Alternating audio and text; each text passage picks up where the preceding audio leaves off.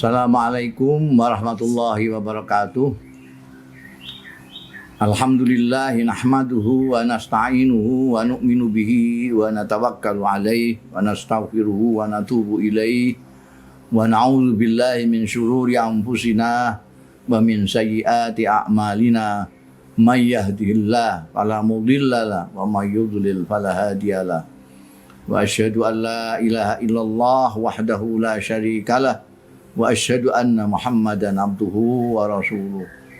Allahumma fasholli wa sallim wa barik wa tarham wa tahannan ala abdika wa rasulika sayyidina wa maulana Muhammadin wa ala alihi wa sahbihi wa man tabi'ahu huda amma ba'd. Hadaratil afadil sadatil masyayikh wal habaib bal asatidzah al aizza dima'izzukum, para sesepuh, para sesepuh, bini sepuh, ibu-ibu, bapak-bapak, saudara-saudara sekalian, kaum muslimin, muslimat, rahimakumullah. Pertama-tama saya harus memanjatkan puji syukur kehadirat Allah Subhanahu wa Ta'ala yang telah memperkenankan saya pada hari ini untuk bersama-sama Anda sekalian dalam forum yang insya Allah barokah ini. Mudah-mudahan perjumpaan kita mendapat ridho dari Allah Subhanahu wa Ta'ala, barokah dan manfaat di dini wa dunya wal akhirah. Hadirin hadirat yang saya hormati, dalam kesempatan ini saya akan hanya mengulang apa yang saya sampaikan kepada saudara-saudara saya selama ini, yaitu mengajak sekalian saudara-saudara saya untuk bersyukur kepada Allah Subhanahu wa Ta'ala. Barangkali salah satu krisis dari beberapa krisis yang paling krisis di negeri ini adalah krisis bersyukur. Jarang orang bersyukur, yang banyak justru malah mengeluh. Karena apa? Karena syukur itu memang menghajatkan, memerlukan kesadaran mendapatkan anugerah dari Allah. Orang yang tidak sadar, tidak menyadari, tidak merasa mendapatkan anugerah dari Allah, dia tidak akan bersyukur. Kita sendiri banyak hal yang kita tidak syukuri. Karena apa? Karena kita tidak menyadari bahwa itu anugerah dari Allah.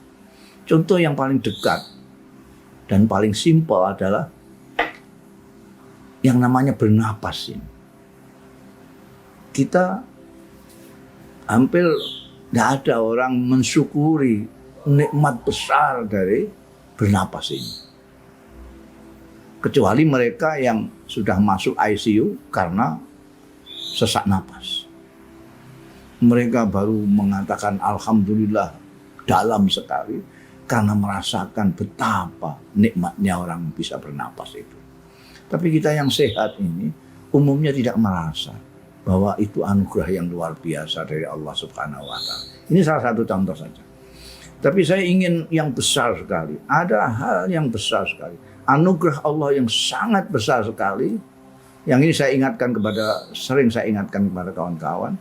Ada nikmat yang besar sekali, tapi kita tidak mensyukurinya gara-gara kita tidak merasa itu anugerah dari Allah. Apa itu? Saya akan sebutkan beberapa di antaranya saja, yang besar-besar. Yaitu bahwa kita diciptakan Allah, nomor satu. Kita diciptakan Allah menjadi manusia. Allah Ta'ala itu menciptakan makhluknya, itu ada yang namanya jamad, dalam bahasa Arabnya jamad. Makhluk-makhluk yang tidak bisa apa-apa, kayak batu, pasir, lumpur, itu diciptakan Tuhan untuk manusia, tapi dia sendiri tidak bisa apa-apa. Jadi Anda mau memukulnya kayak apa pun, batu itu tidak merasa apapun. Ini yang paling rendah. Kemudian Tuhan menciptakan makhluk yang kedua yang bernama tumbuh-tumbuhan atau tanaman. Tumbuh-tumbuhan tanaman ini menurut ahli tanaman, ahli tumbuh-tumbuhan, itu bisa berpikir, bisa merasa, tapi tidak bisa mengekspresikan, mengungkapkan pikiran dan perasaannya. Ketiga, yang lebih tinggi lagi dari tumbuh-tumbuhan adalah hewan, binatang. Hewan atau binatang ini bisa merasa, bisa berpikir, bisa mengekspresikan pikiran dan perasaannya, tapi tidak lengkap, tidak sempurna. Tidak sempurna. Kalau kita lihat ada ayam, kita lempar, dia akan berkokok, ambil lari. Itu sebetulnya dia protes itu. Protes. Ada apa kok saya dilempar itu? Tapi karena kokoknya ayam itu sama saja. Anda lempari atau Anda kasih makan, dia juga akan berkokok. Karena ekspresinya begitu saja, tidak sempurna. Ini yang paling sempurna, kita memang diciptakan Tuhan lebih dari kebanyakan ciptaan-ciptaannya, yaitu kita ini manusia. Kita bisa merasa, bisa berpikir, dan bisa mengekspresikan pikiran dan perasaan kita dengan sempurna. Kita bisa mengucapkan alhamdulillah sesuai dengan rasa syukur kita di dalam hati. Kita bisa mengutarakan rasa cinta kita. Kita bisa mengungkapkan semua yang kita pikirkan. Karena kita dianugerahi oleh Allah kelebihan dari yang lain, yaitu akal pikiran dan hati nurani. Maka untuk mensyukuri hal ini, kita harus menjaga kemanusiaan kita ini. Artinya kita harus menjaga nurani kita, menjaga akal pikiran kita. Jangan sampai kita lalu jatuh ke makhluk yang di bawah kita, yaitu binatang yang tidak mempunyai akal, pikiran, dan nurani. Apalagi sampai seperti batu, tidak berbuat apa-apa dan tidak mempengaruhi apa-apa. Untuk mensyukuri itu, kita harus merawat akal pikiran kita dan nurani kita. Yang kedua, bagi kaum muslimin, ini juga jarang sekali yang disadari, anugerah besar sekali bahwa kita dipilih oleh Allah Subhanahu wa Ta'ala untuk menjadi umatnya Nabi Muhammad Sallallahu Alaihi Wasallam. Ini kita tidak bisa usahakan, itu tidak bisa. Kita ingin menjadi umatnya Muhammad Sallallahu Alaihi Wasallam, tidak bisa.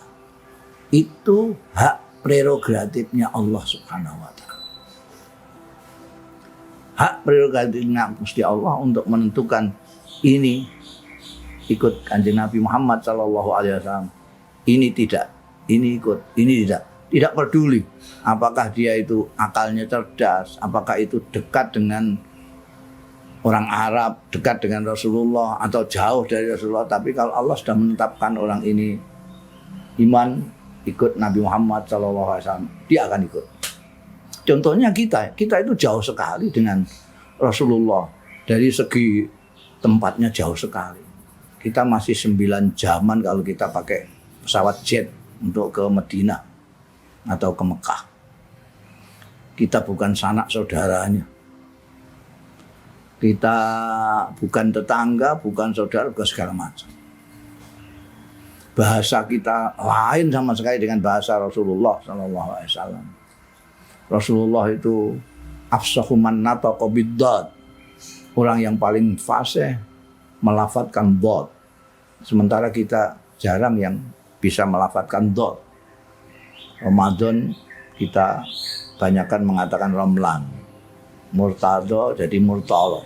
Karena lidah kita memang lain. Tapi Tuhan menghendaki kita ikut.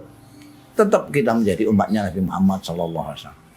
Sebaliknya, ada orang yang sangat dekat dengan Rasulullah. Sangat dekat sekali. Rumahnya tetanggaan dengan Rasulullah SAW. Rumahnya dekat. Bandingkan kita masih 9 jam menggunakan pesawat jet. Ini enggak. Tinggal melangkah saja sudah sampai. Orang ini tetangganya Rasulullah SAW. Satu. Orang ini saudaranya Sayyidina Abdullah. Sayyidina Abdullah itu ayah Kanjeng Nabi, dia ini kakaknya. Berarti paman, persis pamannya Rasulullah SAW. Tidak itu saja. Orang ini berbesanan dengan Rasulullah SAW 2 orang anak. Dia punya anak 2. Utbah dan Utaibah, dikawinkan 2 orang putrinya Rasulullah, Sayyidatina Ruqayyah dan Sayyidatina Ummi Kulsum. Orang yang sedekat ini, karena tidak dipilih oleh Allah, dia tidak ikut Kanjeng Rasul. Malah ketika diajak, dia memaki-maki Kanjeng Nabi Muhammad SAW. Ini yang namanya Abdul Uzza atau populer disebut Abu Lahab. Abu Lahab. Ketika turun ayat Tabbat Yada Abu Lahab, karena dia mencaci Kanjeng Nabi, Tabban laka ya Muhammad, maka turun ayat Tabbat Yada Abi Lahab. Begitu ayat ini turun, Abu Lahab ini memanggil 2 orang anaknya Utbah dan Utaibah. Kata, ceraikan istri-istri kalian. Lalu Utbah mencerai Ruqayyah, Utaibah mencerai Sayyidatina Ummi Kulsum. Kelak kemudian nanti Sayyidina Ruqayyah dikawin oleh Sayyidina Utsman. Dan ketika Sayyidatina Ruqayyah wafat di zaman Perang Badar, Sayyidina Utsman kawin dengan adiknya Ummi Kulsum. Karena itu Sayyidina Utsman disebut Zunnurain. Nah ini Anda bayangkan, orang yang sedekat itu tidak iman, tidak ikut Kanjeng Nabi, bahkan memaki ketika diajak. Dan kita yang jauhnya begini, alhamdulillah, syukurillah, dipilih oleh Allah untuk mengikuti Kanjeng Nabi Muhammad SAW. Ini suatu anugerah yang luar biasa besar yang perlu kita syukuri. Nah, syukur kita apa? Syukur kita adalah menjaga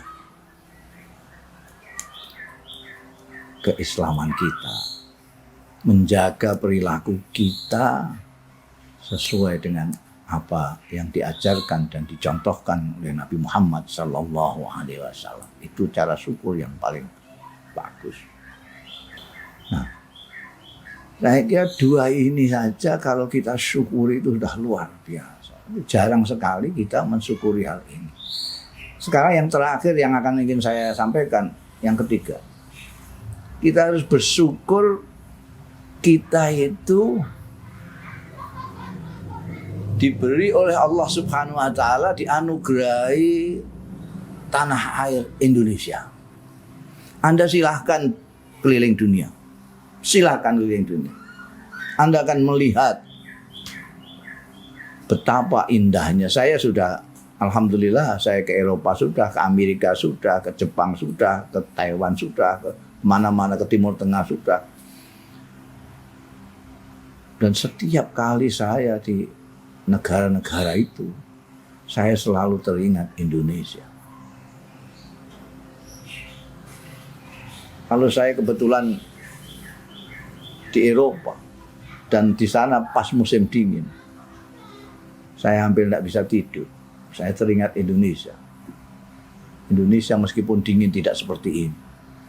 Ada dingin sampai di bawah 0. Ketika saya di Kuwait, di Mesir,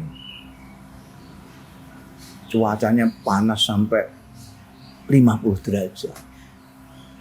Saya teringat Indonesia yang udaranya tidak pernah sepanas melebihi dari 36-37 derajat saja. Ini luar biasa. Gusti Allah maringi kita, memberi kita tanah air yang luar biasa. Apa saja ada di sini. Segala macam buah-buahan ada di sini. Di sana mungkin ada durian, tapi tidak ada salak. Mungkin di sana ada nanas, tapi tidak ada kelengkeng. Di Indonesia apa saja ada. Kita mempunyai lautan luar biasa banyaknya. Di situ ada bukan hanya ikan dengan berbagai macam jenisnya, tapi di sana ada mutiara-mutiara. Belum lagi kita bicara soal tambang dan lain sebagainya.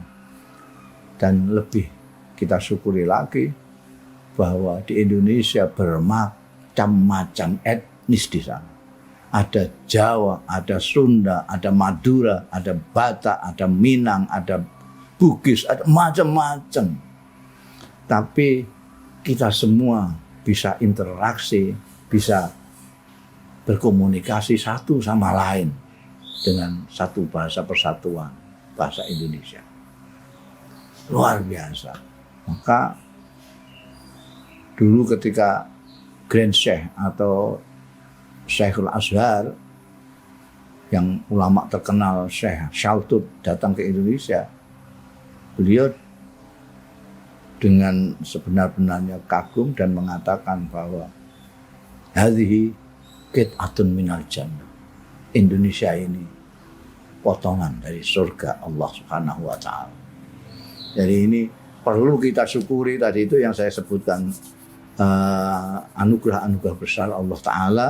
Kita diciptakan sebagai manusia, dengan mensyukurinya caranya dengan menjaga kemanusiaan kita, menjaga pikiran dan hati nurani kita. Kita bersyukur karena kita menjadi umatnya Nabi Muhammad SAW dengan cara mengikuti jejak Rasulullah di dalam perilaku, akhlaknya, dan seterusnya. Ketika kita bersyukur bahwa kita dianugerahi tanah air namanya Indonesia ini, kita harus mensyukuri dengan cara menjaga Indonesia ini sebagai rumah kita, rumah yang harus kita jaga selamanya. Saya kira itu yang bisa saya sampaikan, kurang lebihnya mohon maaf. Wallahu yuwaffiquna ila ma fi khairul Islam wal muslimin, khairul Indonesia wa Indonesiin, wa astaghfirullahal azim li wa lakum wal afu minkum. Wassalamualaikum warahmatullahi wabarakatuh.